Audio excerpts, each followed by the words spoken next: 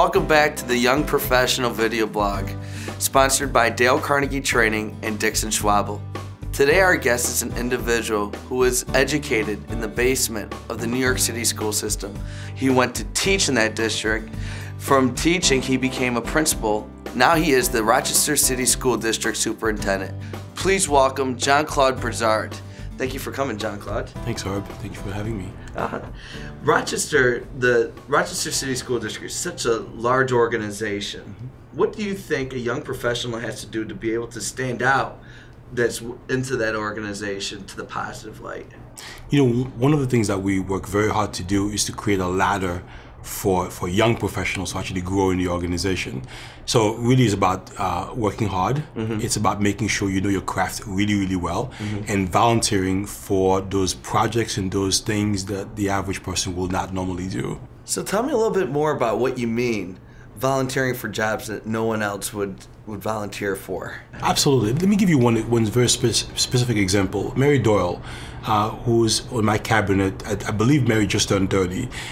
She is our Director of School Innovation. She's the one responsible for a lot of high school work you see in the city.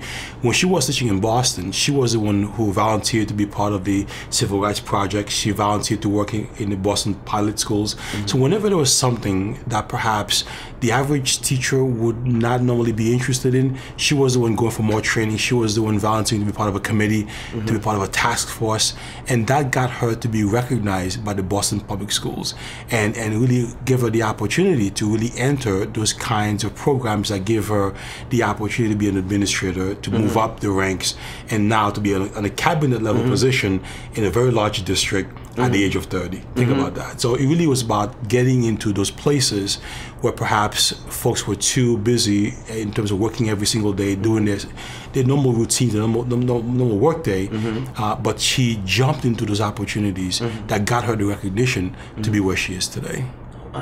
You know, looking at that in your career, because New York City is such a large school district. What did you do to be able to stand out? You know, it's a great question. And I can tell you that I never aspired to be a school superintendent. You know, I wanted to be an assistant principal. I was very happy doing that.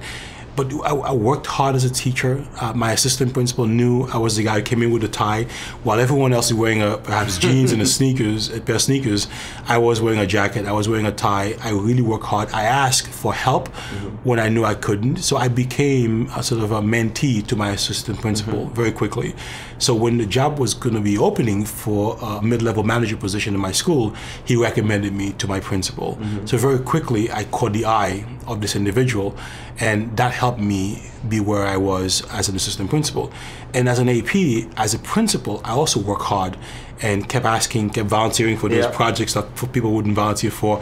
When the district superintendent had a project and looking for volunteer schools, I raised my hand very quickly as I want to be part of this initiative. And very quickly I became sort of on the radar of the people who are decision makers in New York City. And you're right, in a large system of 120,000 teachers, I quickly got to be noticed by the administrators.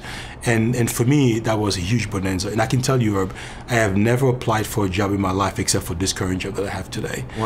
Every job was offered to me throughout my entire career. And really because I work hard to stand out, not always looking for opportunities to move up, but really opportunities to learn more about what I was doing as a teacher, as an assistant principal, and as a principal. Looking back in your career, what would you have done differently? You know, it's interesting you say that because I've thought about the same thing. I do a lot of reflection. I can't point to one thing I would say I would have done differently because each was a learning experience for me. I try to capitalize on things that happened to me, whether positive or negative, and try to make them constructive. And say, what is the learning in this particular incident? Even here in the city, when I have a protest, when I have people yelling at me, you know, I think about, okay, what is a lesson I need to learn here? Perhaps what didn't I do? And of course, you know, I'm often accused of perhaps being defensive at times. I am at times because I've already done the reflection, I've already done the self-analysis as to what perhaps I did not do right in this situation for me to learn from it so I can grow from it. So that for me is a lifelong kind of learning experience, and my mentors throughout my career, and even now I have them, have always taught me to step back from the situation, analyze, and say perhaps what could I have done better to minimize perhaps the kinds of angst you often see in the difficult decisions we have to make in this position. Yeah, looking at a mentor position, and there's a sense of being able to, because you talked about people, you never applied for a job. Yeah. So what do you look for when you're looking for a mentee within your school district to be able to promote them, so that those aren't the people that are applying for the job? You know, you look for people who can grow into positions. I always look for people who don't think they know everything, who are bright, don't get me wrong. You look for smart people, you look for great base, but I always look for people who can grow. So I often ask myself, can this person learn this task? Will this person be willing to listen to constructive feedback and take it and learn from it, or are they going to push it back on a regular basis? That's always very important for me. Whether they are young or older, I look for people who will engage you in a learning experience. Is there any other advice you would give a young professional? Well, one, education is paramount. So keep learning. When I say education, I don't just mean getting a 4-year degree or master's or PhD. I'm talking about when you're done, to remember learning does not stop. So the license you get, the degree you get, is a degree to learn, and to continue for self-development. Look for those opportunities to make sure that people understand that you are willing to be developed. Again, one trait I look for in every young professional. So critical is to continue to read, look for conferences, look for opportunities to learn, and fundamentally look to increase your EQ, your emotional intelligence. Is tremendously important, because so many of us have high IQs, but don't always understand that who you are as a person, your empathy has to be there. You have to develop your person so you can connect with people, you can be part of a team and do a wonderful work. So the emotional intelligence piece is one we often forget about. That's right. And it's critical for success in any business you walk into.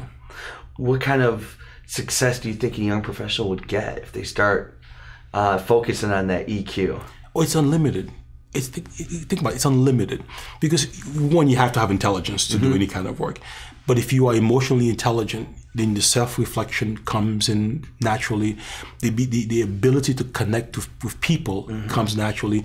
The ability to lead, again, for people to buy into your vision and mission and become part of that. Because think about it, you know, anyone can push, can run, but to have people run for you is critical. And they're not going to do that unless they see you as someone who has a great personal story, someone who is willing to roll up your sleeves and get into the muck with them, and really believe in who you are as an individual. So that's critical. So the emotional intelligence, if you have that, if you develop it, everything else will come. Well, it seems like you have a great story, and thank you for sharing your story with us today. Thank you so much. And thank you for viewing our blog today. Our next guest on the blog will be Jeff Hazlett, former CMO of Eastman Kodak Company and author of The Mirror Test. Again, a special thanks to Dixon Schwabel for providing all the video production, and the Democratic Chronicle for hosting this on their website. Thank you again, and make it a great day.